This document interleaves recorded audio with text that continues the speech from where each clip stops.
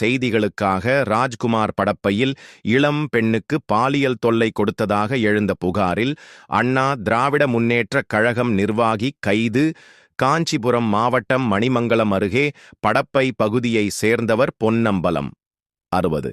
இவர் குன்றத்தூர் ஒன்றிய அண்ணா திராவிட முன்னேற்றக் கழகம் எம்ஜிஆர் அணி இணை செயலாளராக பதவி வகித்து வருகிறார். இவரது வீட்டில் சுங்குவார்ச்சத்திரம் ஃபாக்ஸ்கான் நிறுவனத்தில் வேலை செய்யும் 24 வயதுடைய 2 இளம் பெண்கள் குடியிருந்து வந்துள்ளனர்.